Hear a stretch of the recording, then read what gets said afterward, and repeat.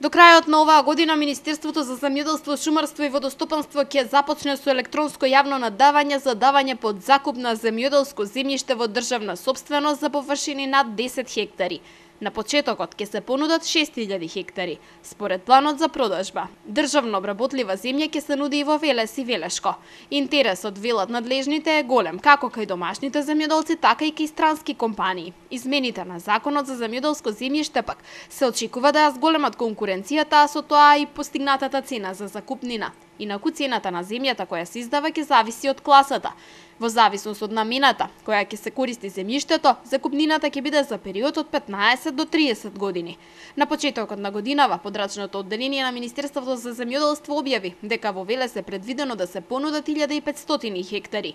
Заинтересираните за јавното наддавање ќе имаат обврска претходно да се обратат во Министерството, каде ќе добијат корисничко име и лозинка за учество на наддавањето.